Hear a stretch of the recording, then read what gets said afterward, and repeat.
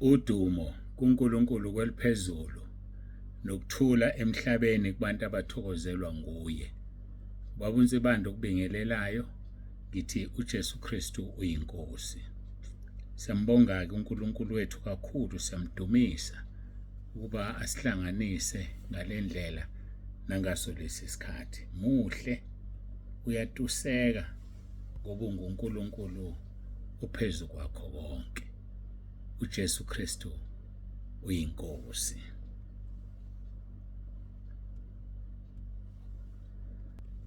Ngiyaxolisa, masiqhubekeke bangcwele. Sikhuluma ngabampofu, sikhuluma ngokunakelela abampofu.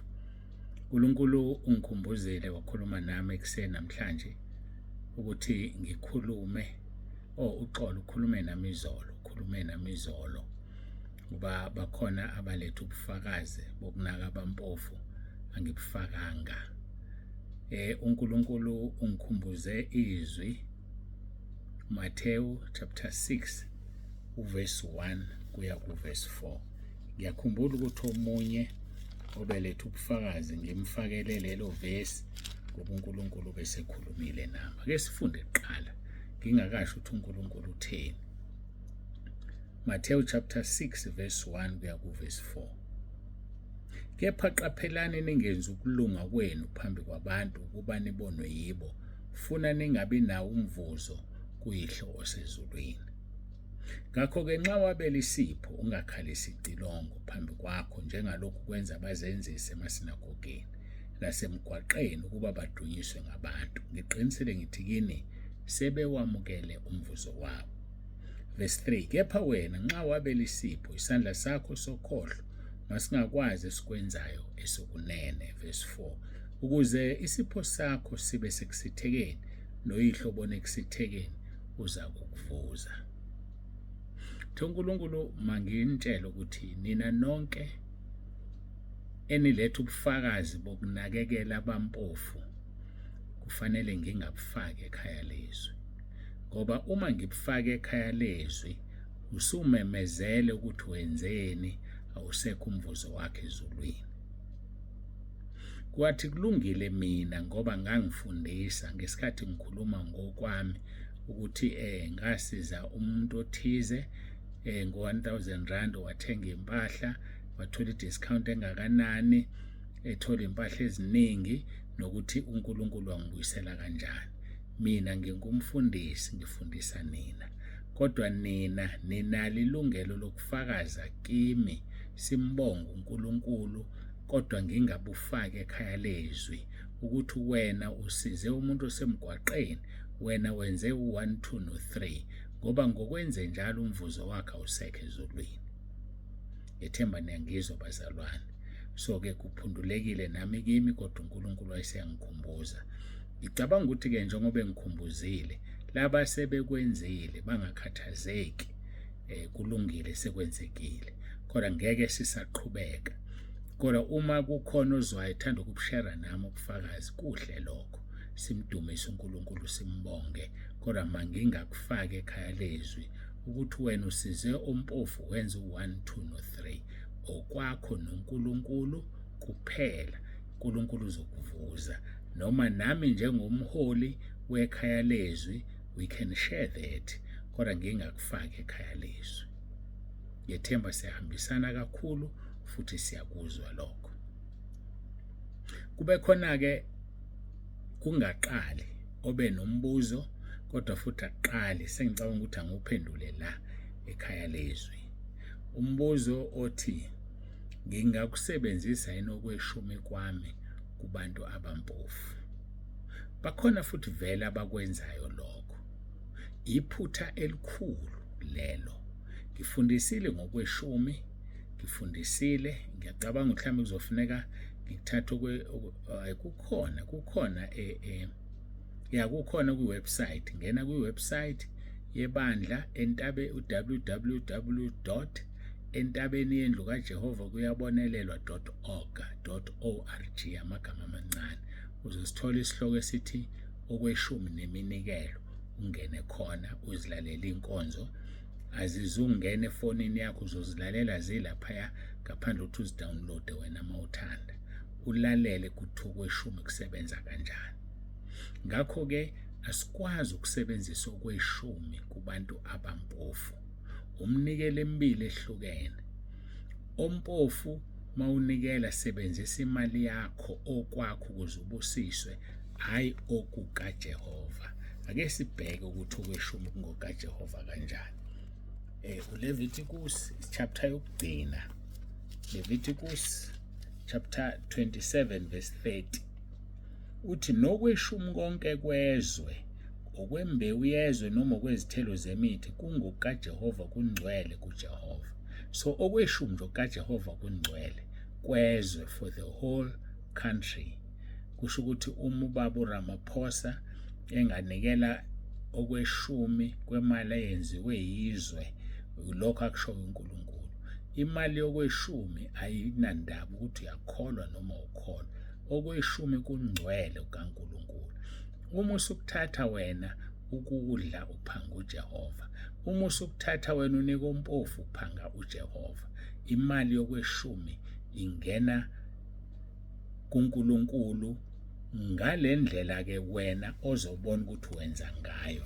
Ake sibheke uDeuteronomy ngithi chapter 12 mangaphazama. Deuteronomy chapter 12 verse 13 or 14. Xwaya ukuba unganikeli ngeminikelo yakho yokushiswa ezindaweni zonke ozibonayo. Kepha kuleyo ndawo uJehova yakukhetha kwesinye sezizwe zakho, uyakunikela lapho ngeminikelo yakho yokushiswa wenze khona konke engikuyala ngakho. So awunikeli noma ikuphi, ngoba uzonikela kuma-altar wrong. Akusho ukuthi noma yiliphi isonto libona usuzonikela, ngoba awazi ukuthi kukhonzwa bani. Awumazi mhlambe nomfundisi wakhona noma uthwele noma unjani, kodwa nikela lapho uNkulunkulu ebeka igama lakhe khona, la ukholelwa khona ukuthi kukhonza uNkulunkulu ophilayo ukuze ubusiswe. Mhlawumbe ubusiseki nje ubone uhamba unikela nje, ubona inamba lapha kwi-TV zigijima zithi nikela, usugijimile uyanikela. Angisho ukuthi kurong ukunikela lapho. Umbuzo wami uthi uyazi yini? Uyamazi yini lo mfundisi? Uyalazi indlela ibandla? Yini pho ungabusiseki? Awunikeli noma ikuphi noma ikanjani, futhi noma ngasho ukuthi uyayilandela imali yakho, kodwa kunemigomo ukuthi imali yokweshumi yokwenzani. Funda uMalaki chapter 3 qale kuverse 10 ugcine kuverse 12. Angisezukuya lapho ngoba angikho phansi kweminikelo.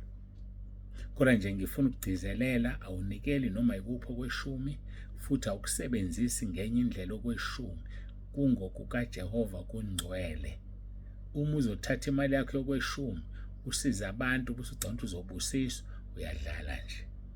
Uyadlala, uyantshontsha uphanga uJehova. Ngethemba siyazwana. Iminikelo miningi ngendlela emangalisayo ukuhlukana kwayo. Ngeke ngachaza ngathi mina nginikwe iminikelo emithathu ukuthi siyenze. Umnikelo wokweshumi, umnikelo wolibo, nomnikelo wesihle, abanye abawubiza ngohamba vangeli noma wesihle. Yiloyo kuphela iminikelo engisebenza ngayo, hayi yonke le neminye. Iminikelo yabampofu khona omunye ofakile umbuzo. Ngiyazi ukuthi baningi bayathanda ukunikelela abampofu. Mabethanda abanye bafisa sibe ne-account ekhaya lezwi yokunikelela abampofu. Yazi ukuthi bengazi ukuthi ngizogcina sihambile isikhathi ngikhuluma ngalento, kodwa kusho ukuthi sekugcine kuyinkonzo ichaza indaba yokunikela.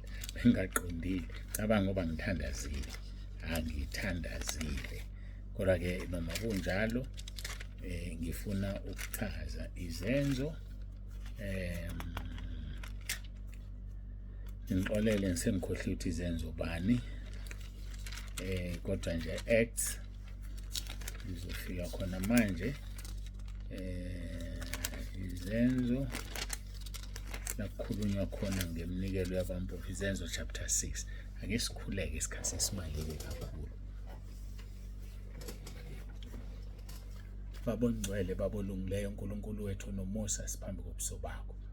Bengingazi ngalindele ukuthi kuzogcina kuyile nkonzo yelolu hlobo. Ngiyacela Nkosi uqhubeke ube kanye nathi ngoba ukanye nathi, ngoba sishilo sathi uJesu Kristu uyinkosi. Qhubeka nathi-ke uNkulunkulu wethu nomusa, udumo lonke lungolwakho, lukufanele izikhathi zingakabibikho kuze kube phakade. Qhubeka ukhulume emoya ingcwele ucacise indaba yakho. uJesu Kristu uyinkosi. Amen.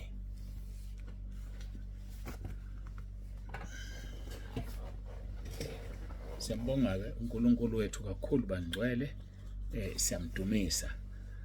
Asibheke-ke indaba yomnikelo yabampofu. Izenzo chapter 6 soqala kuverse 1. Isihloko sakhona sithi amadoda ayisikhombisa akhethwa ukuba aphathe abampofu. Verse 1, kwathi ngaleyo mihla abafundi sebanda, kwavela ukukhonona kubaJuda abakhuluma isiGreki ngamaHebheru ngokuthi abafelokazi bakubo bayancishwa ekwabelweni kwemihla ngemihla. Le nkonzo idala ukuthi kube nomsindo. Le nkonzo idala ukuthi kube nokukhonona nokunganeliswa. Inkonzo yabampofu uma iqoqwa yibandla, ngoba ubumpofu bethu abulingani. Khona uzozibona empofu kanti uyazolala edleni, khona ongazi ukuthi uzolala edleni. Umpofu yena ngoba ezibona ngenamoto ufuna ukuba nemoto. Yayibona lonto le. So ubumpofu bethu abufani, abulingani. Kuba nzima kakhulu-ke. So bakhonona-ke laba abaJuda abakhuluma isiGreki ngamaHebheru ngokuthi abafelokazi bakubo bayancishwa ekwabelweni kwemihla ngemihla. Verse 2, abayishumi nambili basebebiza ibandla labafundi bathi, akukuhle ukuba thina sishiye izwi likaNkulunkulu sikhonze ematafuleni. Funani-ke phakathi kwenu abazalwane amadoda ayisikhombisa anodumo oluhle, agcwele umoya nokuhlakanipha, esingawamisela lowo msebenzi. Kepha thina sizaqinisela ekukhulekeni nasenkonzweni yezwi. So ingakho-ke entabeni endlu kaJehova singekho leso sikhwama, ngoba ngiyazi abantu bathembe mina ukuthi ngizoyiphatha kahle imali, kanti kufanele ngingathintani nale mali le, ngoba uma ngiyithinta kuze ngicomplainwa liyogcina intshumayelo yami ingezwakali. So kufuna kukhethwa amadoda awu7 anomoya kaNkulunkulu azobheka abampofu. Mina ngishumayele izwi lokho engikubizelwe ngoba isusa umsindo. Nawu-ke ake ngiyalinganisa bese siyawakhetha la madoda awu7 ikomiti. Uyabona ukuthi lali ikomiti aliqali namhlanje, kade laba khona amadoda awu7. Nampa abantu basekhaya lezwi bayaphosa o50 rand o100 rand, siyakhula isikhwama. La madoda azokwazi kanjani ukuthi ebhulwa khona umuntu ompofu nje kanje? La madoda la azokwazi kanjani ukuthi eMthatha nje wasine branch eMthatha noma eCape Town? Yayibona lonto le, inkinga ongakazi uzoyibona, izosusa umsindo.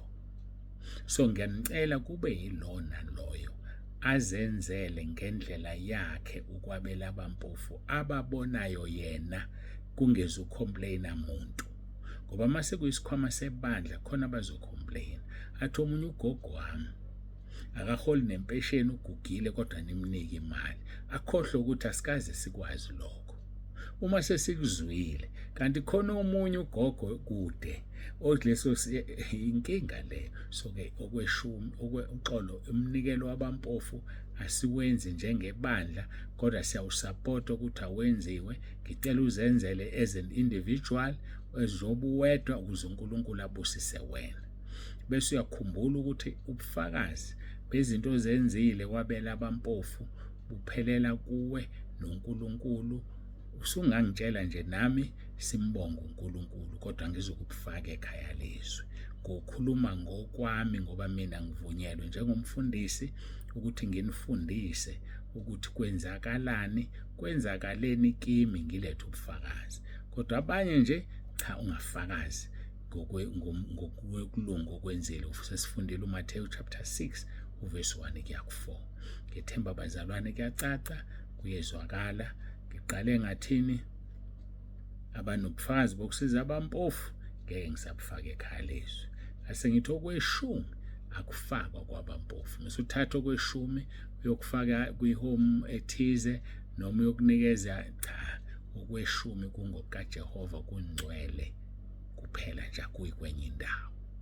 Kangangokuba nomfundisi okumisiyuzayo okweshumi uyesihogweni usazophendula phambi kaNkulunkulu, ngoba izwi licace kahle ukuthi okweshumi okokwenzana akusikhona okuyicebisa kamfundisi. Cha, hayi, akukhona okuyicebisa, akukhona okondla umfundisi okweshumi. Hayi, ake ngeke sengingena kwezinkulu kwezijulile, hayi sebezo-exit-aka abantu baphuma egroupini. Akulutho, uphuma kodwa unenxeba ulizweli iqiniso. UJesu Kristu uyinkosi. Angikhuleke.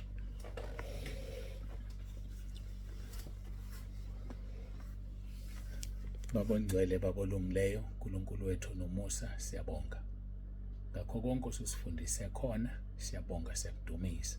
Busise lo naloyo olalele manje. UJesu Kristu uyinkosi. Amen.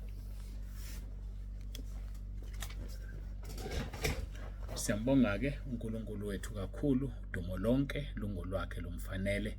Babunzibande ovalelisayo othi uJesu Kristu uyinkosi. Ngiyabonga.